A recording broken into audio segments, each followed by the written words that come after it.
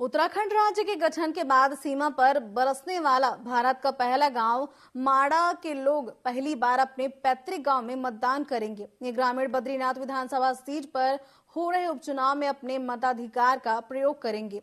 माड़ा के अलावा नीति घाटी के भोटिया जनजाति के ग्रामीण भी पहली बार अपने पैतृक गांव के मतदान केंद्रों में मतदान करेंगे। नीति घाटी और माड़ा में 3,884 मतदाता हैं जो इस उपचुनाव में वोट डालेंगे। क्या रही इसकी वजह? ये लोग आज तक नहीं कर पाए अपने गांव से वोट। देखिए हमारी खास रिपोर्ट।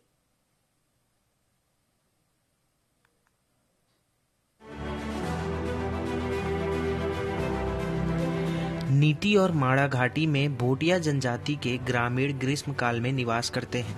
यह लोग शीतकाल में बर्फबारी होने की वजह से निचले इलाकों में रहने के लिए चले जाते हैं।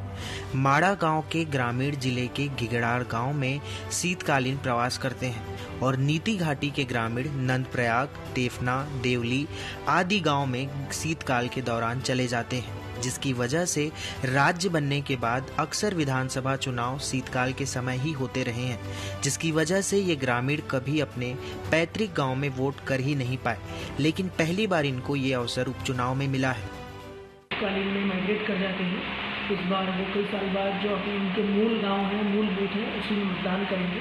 तो उसके लिए जो निर्वाचन आयोग के निर्देश के क्रम में जो अश्योर्ड मिनिमम फैसिलिटी जो बूथ में होती है, इसमें रैंप, पानी, बिजली और शेड, ये सब जो व्यवस्था की जानी है, उसमें हम उसकी तैयारी की जा रही है। जो भी जीर्णोद्धार होना है पोलिंग बूथ्स का, वो ऑलमोस्ट सभी बूथ में हो चुका है और 1-2 बूथ में लास्ट फेजेस में है।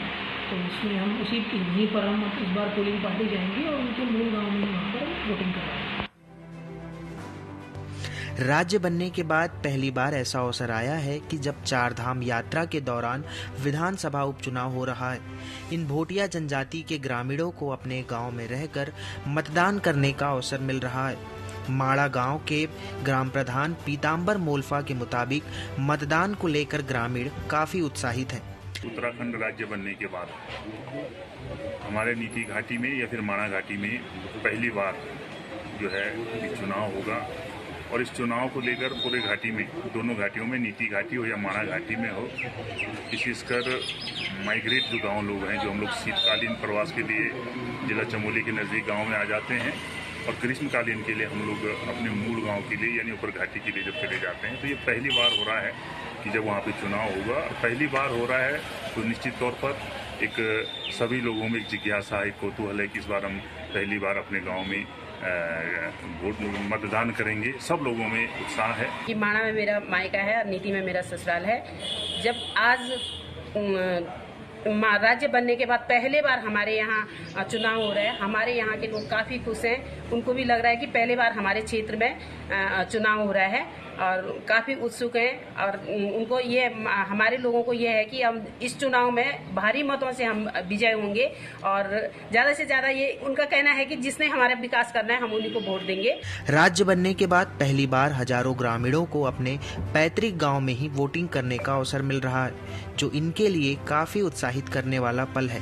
वहीं चुनाव आयोग ने भी इन मतदाताओं के लिए पहली बार ही मतदान केंद्रों की स्थापना की है। उपचुनाव में इन ग्रामीणों को अपने पैतृक गांव में रहकर ही मतदान करने का सुनहरा अवसर मिल रहा है।